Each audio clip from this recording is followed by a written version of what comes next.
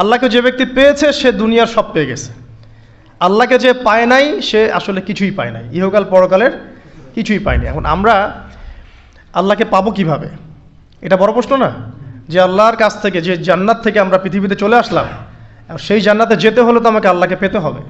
আল্লাহকে পেতে হলে আমার কি কি করণীয়, খুব শর্ট করে আমি কয়েকটা পয়েন্টস আপনাদেরকে শেয়ার করছি। 1 নাম্বার, আল্লাহকে পেতে হলে অবশ্যই তার নবী মুহাম্মদ সাল্লাল্লাহু আলাইহি ওয়াসাল্লামকে অনুসরণ করতে হবে। এছাড়া আল্লাহকে পাওয়ার দ্বিতীয় কোনো পথ নাই। আল্লাহকে পেতে হলে অবশ্যই তার নবী মুহাম্মদ সাল্লাল্লাহু আলাইহি ওয়াসাল্লামের আদর্শগুলো জীবনের প্রতিটা ক্ষেত্রে বাস্তবায়ন করতে হবে। চলাফেরা, ওঠা বসা, খাওয়া দাওয়া, ইস্তেঞ্জা করা, মুআমালাত, ব্যবসা বাণিজ্য, অর্থনীতি, সমাজ, রাষ্ট্র, সব ক্ষেত্রে আপনাকে মুহাম্মদ সাল্লাল্লাহু আলাইহি ওয়াসাল্লামের তরিকা, আদর্শটাকে ফলো করতে হবে। তাহলে আপনি আল্লাহকে পাবেন ইনশাআল্লাহ। যে ব্যক্তি আল্লাহকে পেয়েছে সে দুনিয়াও পেয়েছে, আখিরাতও পেয়েছে। যে আল্লাহকে পায় নাই, দুনিয়াও বরবাদ, আখিরাতও বরবাদ। 1 নাম্বার তাহলে কি কাজ? আল্লাহ পাকের সর্বশেষ নবী মুহাম্মদ সাল্লাল্লাহু আলাইহি ওয়াসাল্লামকে অনুসরণ করা, তার আদর্শ মেনে চলা, 1 নাম্বার। 2 নাম্বার হচ্ছে 5 ওয়াক্ত নামাজ। আল্লাহকে পেতে হলে নামাজ লাগবে। নামাজ নাই, আল্লাহ নাই।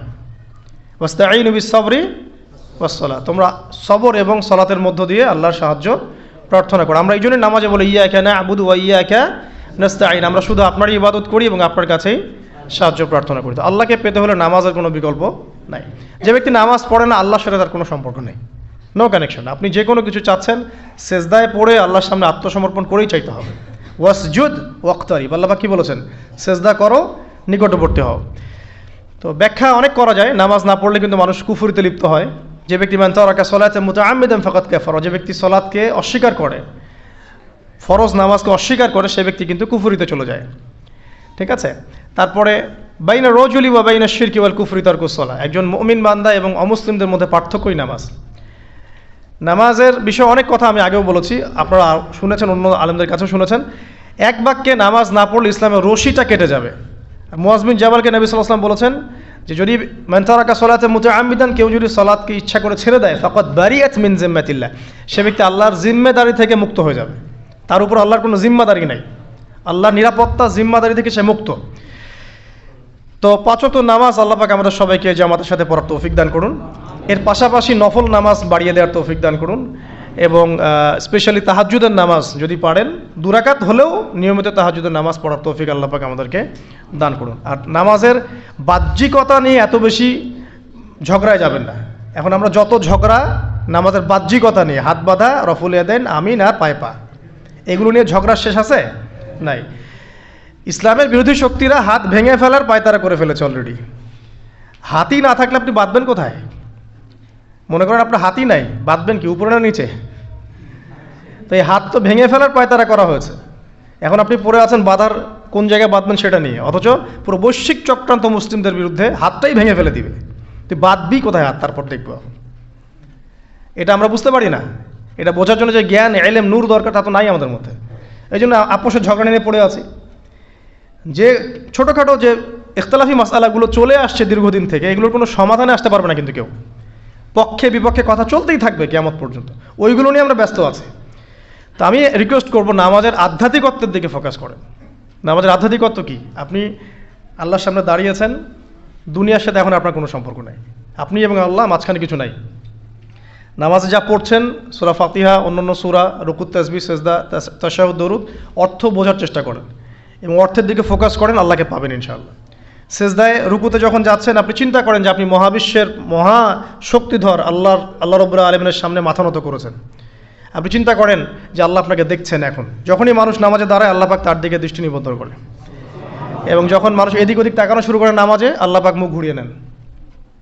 হ্যাঁ, নামাজে ওই যে আমরা যে ডিজিটাল নামাজ পড়ি না, এখন ডিজিটাল মানে 4 রাকাত নামাজ 4 মিনিটে শেষ। এক রুকু করলে সেজদা পাওয়া যায় না, সেজদার তাসবিহ পড়লে আবার এদিকে দেখা যায় যে দ্বিতীয় সেজদায় চলে গেছে অলরেডি ওঠার আগেই। অনেক ক্ষেত্রে ইমাম সাহেবরাও খুব দ্রুত নামাজ পড়ান, অনেক দ্রুত পড়ান। এত দ্রুত নামাজ পড়াবেন কেন?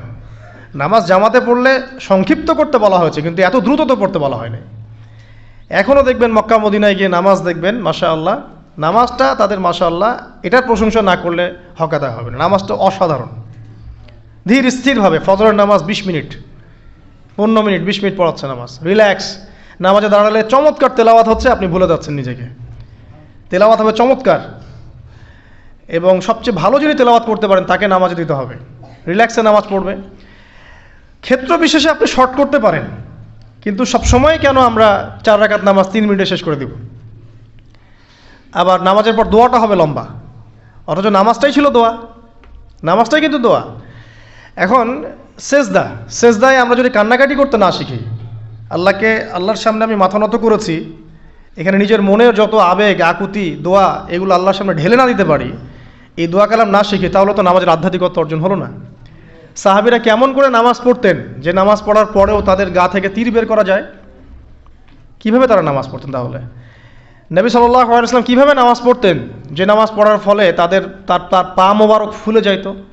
1 রাকাতে তিনি 4 পারা কোরআন তেলাওয়াত করতে পারলেন কিভাবে?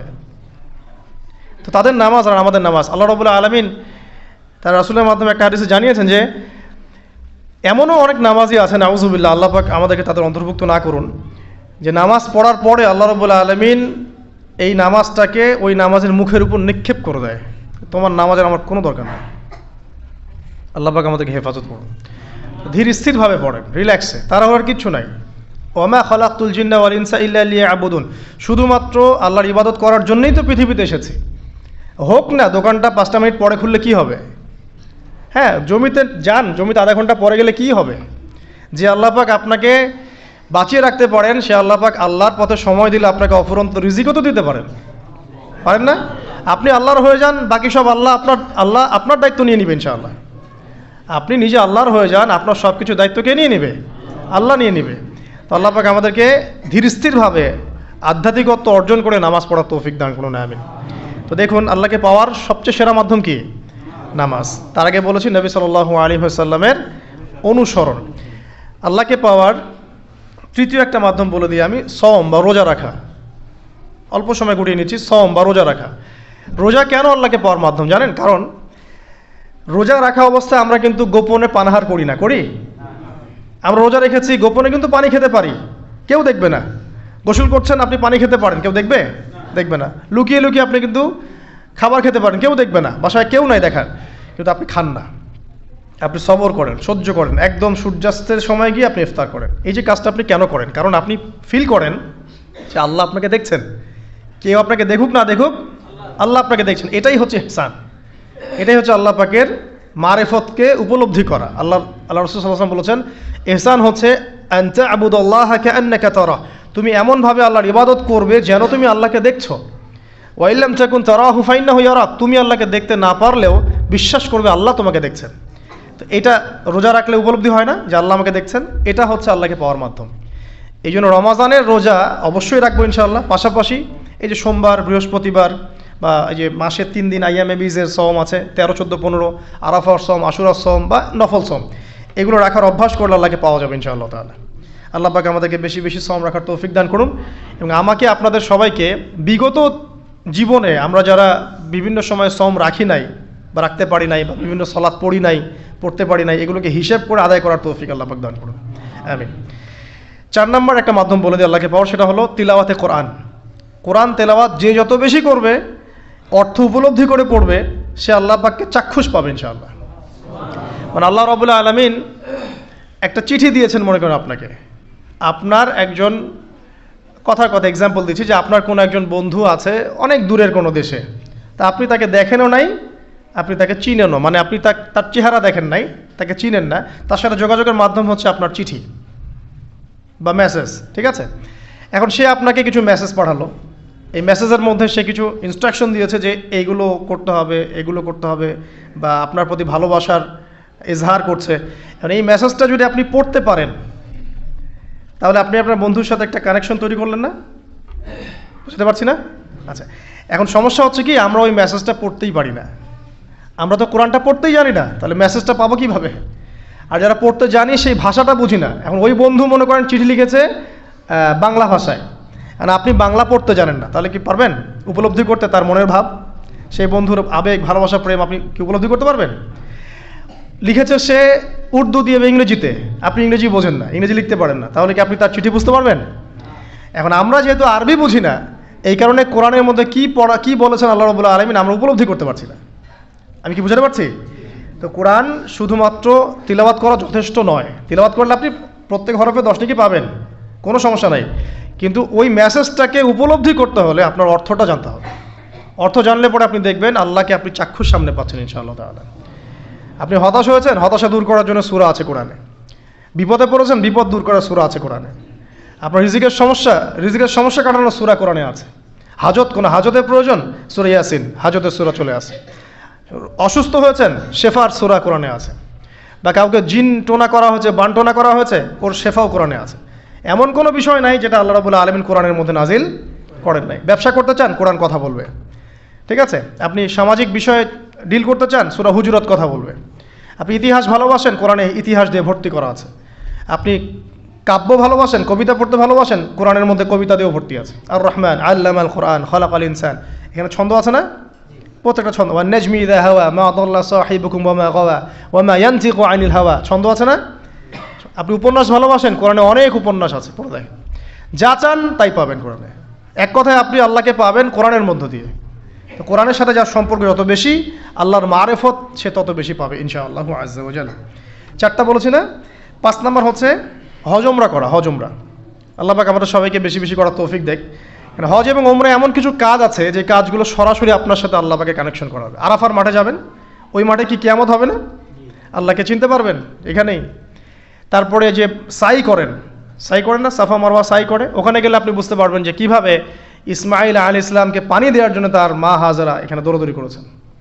বাইতুল্লাহ দেখবেন, আপনি চিনবেন যে আল্লাহর তাওহীদ কি জিনিস।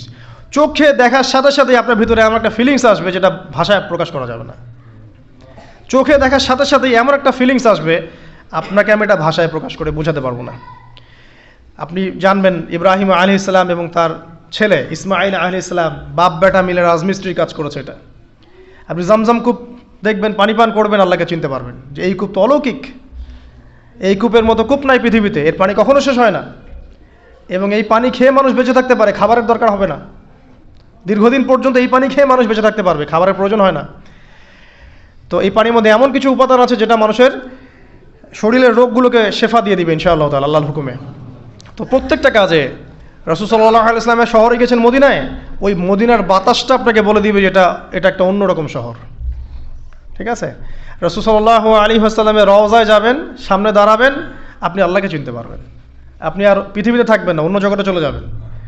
ওই যে বাকিউল গারকাদ আছে, সাহাবীদের কবরস্থান জান্নাতুল বাকি, ওখানে ঢুকবেন, আপনার কাছে মনে হবে যে পৃথিবীটা আসলে কিছুই না। পৃথিবীর সবচেয়ে সেরা মানুষগুলো এই মাটির নিচে শুয়ে আছে, ওখানে আপনাকে খুবই তুচ্ছ মনে হবে তাদের সামনে। এই যে মানে বিভিন্ন জায়গায় গিয়ে আল্লাহকে চিনতে পাওয়া, এটা সবচেয়ে ভালো হয় হজ এবং উমরাতে গিয়ে। আল্লাহ পাক আমাদেরকে তৌফিক এনায়েত করুন, আমিন। তো এটা একটা আল্লাহকে পাওয়ার নিদর্শন। যাদের হজ ফরজ হয়ে গেছে অবশ্যই হজ করে ফেলবেন, আর যাদের সামর্থ্য আছে তারা বেশি বেশি উমরা করবেন। নবী সাল্লাল্লাহু আলাইহি ওয়াসাল্লাম বলেছেন, এক হজ পরের হজের মধ্যে যত গুনাহ মাফ করিয়ে দেয়, এক উমরা পরের উমরার মধ্যে যত গুনাহ সেগুলোকে মাফ করিয়ে দেয়। আল্লাহ পাক আমাদেরকে এই আমলগুলো করার তৌফিক এনায়েত করুন। 6 নাম্বার বলছি জিকির। আল্লাহ পাকের জিকির বাড়াতে হবে। যে আল্লাহ পাকের জিকির যত বেশি করবে, সে আল্লাহ পাকের মারেফত তত বেশি উপলব্ধি করবে, আল্লাহকে পাবে ইনশাআল্লাহ। আর এই জিকির করার জন্যে অজুও শর্ত নয়, জানেন?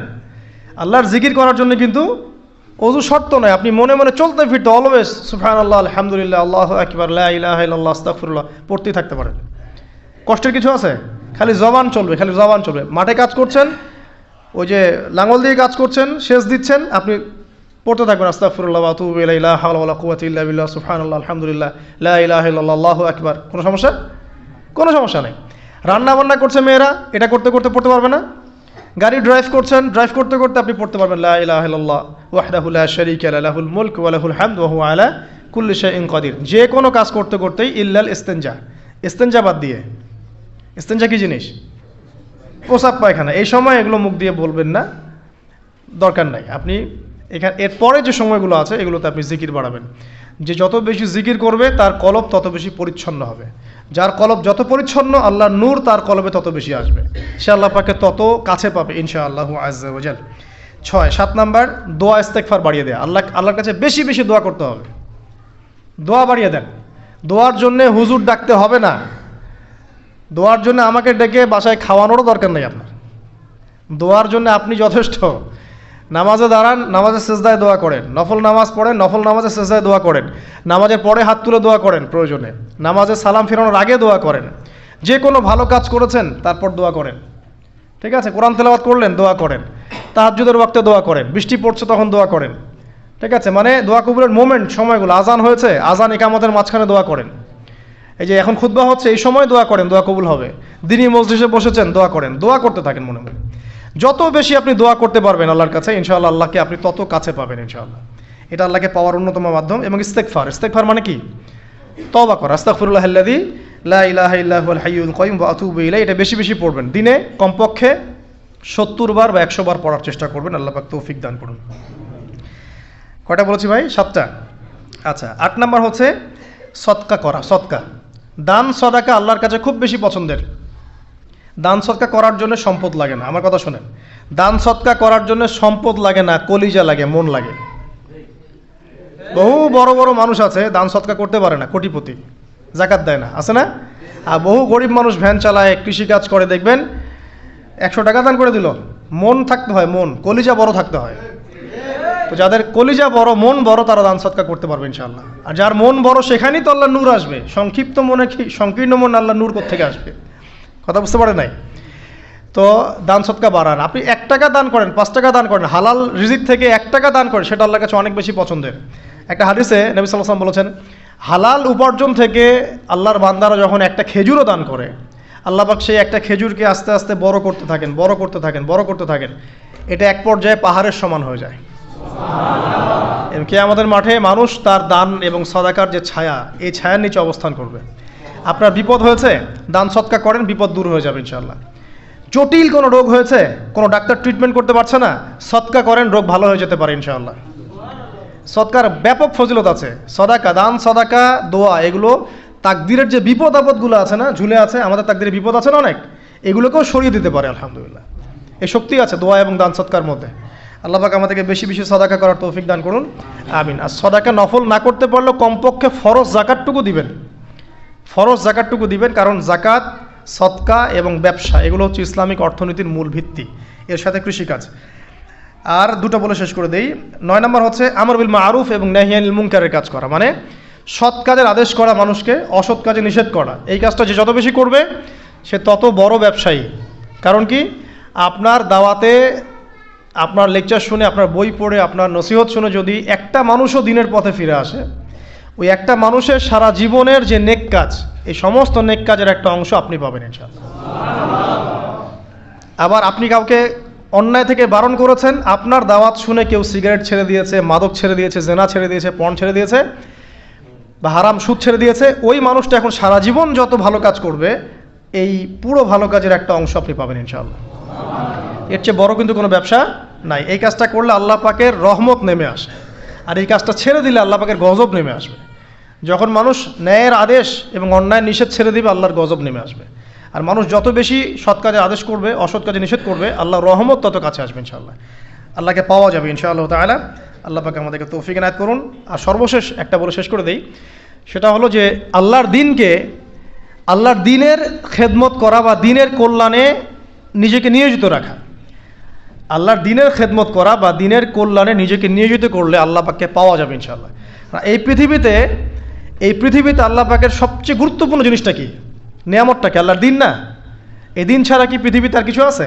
একটা হাদিসে আসছে যে পুরো পৃথিবীটাই তো অভিশপ্ত। পুরো পৃথিবীটা কি?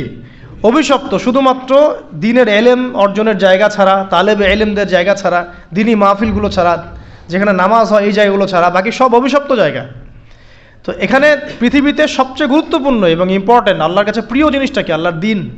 তো আল্লাহর সেই প্রিয় জিনিসটাকে যারা এগিয়ে নেওয়ার চেষ্টা করবে, সেই দিনের খেদমত করার চেষ্টা করবে, দিনের জন্য একটা মসজিদ করা, একটা মাদ্রাসা করা, হ্যাঁ, একটা কোনো ভালো কোনো প্রকল্প করার চেষ্টা করবে, আল্লাহ পাক কি তাদেরকে রক্ষণাবেক্ষণ করবেন না? আল্লাহ পাক তাদের অভিভাবক হবেন না? নিঃসন্দেহে হবেন ইনশাআল্লাহ। এবং ইনশাআল্লাহ তাআলা তারা পৃথিবীতেও সফল হবে, পরকালেও ইনশাআল্লাহ তাআলা সাফল্যের চাদর তাদেরকে আঁকড়ে ধরবে ইনশাআল্লাহ তাআলা। আল্লাহ রাব্বুল আলামিন আমরা সবাইকে এই দুনিয়াতে আল্লাহকে পাওয়ার তৌফিক দান করুন, এবং যে কাজগুলো করলে পরে আল্লাহকে পাওয়া যায় সেই কাজগুলো বেশি বেশি করে করার তৌফিক আল্লাহ পাক দান করুন, এবং পরকাল আল্লাহ রাব্বুল আলামিন আমাদের গুনাহগুলোকে মাফ করে আল্লাহর রহমতের চাদরে আমাদেরকে আবৃত করে নিন। আল্লাহুম্মা আমিন। আকুলু কওলি হাযা আস্তাগফিরুল্লাহ লি ওয়া লাকুম ওয়া লিসাইরিল মুসলিমিন। বারাকাল্লাহু লানা ওয়া লাকুম বিল আয়াতিল হাকীম। ইন্নাহু তাআলা জাওয়াদুন কারীমুন ওয়া রাউফুর রহিম।